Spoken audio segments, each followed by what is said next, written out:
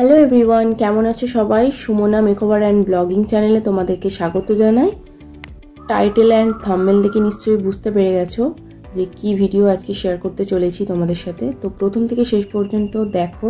তো সবার প্রথমে আমাদের এখানে লাগবে গরম জল, একটা শ্যাম্পু অ্যান্ড বডি ওয়াশ। তোমরা তোমাদের পছন্দ মতো নিতে পারো। তো আমি এখানে একটা শ্যাম্পু আর বডি ওয়াশ গরম জলের সাথে মিশিয়ে নিয়েছি। মিশিয়ে নিয়ে এটা ফোম করে নিয়ে আমি এখানে 10 মিনিটের জন্য আমার হাতটা হোল্ড করব। হোল্ড করার পর একটা ব্রাশের সাহায্যে আমি কিছু পরিমাণ বডি ওয়াশ বা শ্যাম্পু যে কোনো নিয়ে এখানে আমি নখগুলো পরিষ্কার করে নিচ্ছি। তো নখের ভেতর এমনভাবে পরিষ্কার করবে যাতে কোনো ডার্ট না থাকে। আলতো হাতে একদম হালকা ঘষে ঘষে নখগুলো ভিতরে পরিষ্কার করবে। এই গরম জলের মধ্যে তোমরা কিন্তু একটা লেবুর কুচিও দিতে পারো, লেবুর রস। তো এটাতে বেশি ভালো পরিষ্কার হয় নখের ভেতর, যে ডার্ট কালো কালচে যেগুলো থাকে সেগুলো উঠে যায়। তারপর আমি এখানে নিয়ে নিয়েছি একটা পেডিকিউর ম্যানিকিউর টুলস। তো ম্যানিকিউর টুলস থেকে আমি কিউটিকল পুশারটা নিয়ে এখন আমি আমার নখের কিউটিকলগুলো রিমুভ করব। তো একদম হালকা হাতে একদম আলতো করে কিন্তু তোমরা কিউটিকলগুলো পুশ করবে যাতে রিমুভ হয়ে যায়। খুব বেশি কিন্তু প্রেস করবে না, তাতে কিন্তু তোমাদের নখে ব্যথা লাগতে পারে। তো সেটা খেয়াল রাখবে একবার। এরপর আমি এখানে নিয়ে নিয়েছি কিউটিকল কাটার। তো কিউটিকল কাটার দিয়ে নখের যে আশপাশগুলো একটু সামান্য বেড়ে গেছে এগুলো আমি কিউটিকল কাটার দিয়ে কাটিং করব। তো দেখো আমি কিভাবে করছি। তো তোমরা হালকা হাতে একদম আলতো করে করবে, বেশি প্রেস করবে না, তাতে কিন্তু ব্লাড বেরিয়ে যেতে পারে। হাত ভিজে থাকা অবস্থায় করবে, তাতে করে ওটা নরম থাকে, খুব সহজে ওটা রিমুভ হয়ে যায়। তো এটা খেয়াল করার চেষ্টা করবে যাতে ড্রাই না হয়ে যায় হাতটা, তাহলে কিন্তু ব্লাড বেরিয়ে যাওয়ার চান্স আছে। বারবার বলছি, তোমরা এটা খেয়াল রাখবে।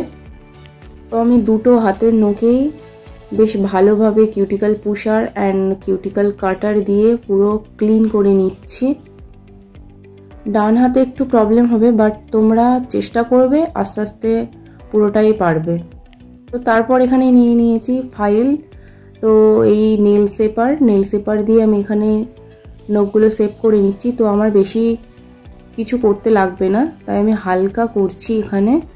তো তোমাদের যদি বেশি দরকার হয় তো তোমরা ভালোভাবে তোমাদের পছন্দ মতো নেলগুলো শেপ করে নেবে।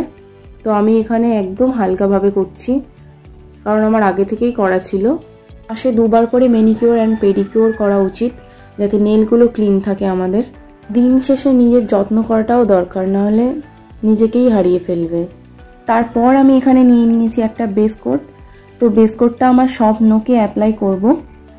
নেল পলিশ অ্যাপ্লাই করার আগে আমাদের বেস কোট অ্যাপ্লাই করা জরুরি, তার কারণ নেল পলিশের যে কেমিক্যাল থাকে সেই কেমিক্যালটা আমাদের নখে ক্ষতি না করে, তার জন্য আমাদের বেস কোট অ্যাপ্লাই করা উচিত।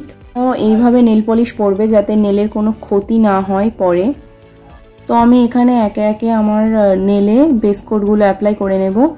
তো দেখো আমি কিভাবে করছি। বাড়িতে থাকা কয়েকটা জিনিস দিয়েই ম্যানিকিউর করা যায়, প্রোডাক্টের থেকে কিন্তু কোনো অংশে কম ক্লিন হয় না, প্রায় সেম রেজাল্টই পাবে তোমরা। তো আমার এখানে বেস কোট অ্যাপ্লাই করা কমপ্লিট। তো আমি এখানে নিয়ে নিয়েছি একটা রেড কালার ব্লু হেভেনে। তো এই বেস কোট দেওয়ার নেলের ওপর আমি এখন এই রেড কালারটা অ্যাপ্লাই করব। সব সময় এতটা ক্লিন করে আমাদের নেল পলিশ পরা সম্ভব হয় না, তো তোমরা চেষ্টা করবে কোনো ওকেশানে পরার এইভাবে, নাহলে সবসময় কিন্তু নেল পলিশ পরলে নেলে একটা এফেক্ট পড়ে, নেলটা তাড়াতাড়ি নষ্ট হয়ে যায়।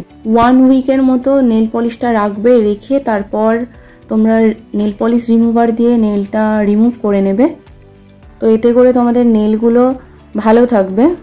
এরপর আমি এখানে একটা টপ কোট ইউজ করছি নেলের ওপর, যাতে নেলটা গ্লসি লাগে। তো তোমরা দেখো ফাইনাল রেজাল্টটা কেমন এসছে, কতটা গ্লসি লাগছে নেলটা, শুধু একবার দেখো তোমরা। তো আমার ভিডিওটা ভালো লাগলে একটা লাইক করে দিও, অ্যান্ড আমার চ্যানেলটিকে যারা নতুন দেখছো তারা সাবস্ক্রাইব করে দিও, অ্যান্ড আমার পাশে থেকো। তো thank you for watching guys, by.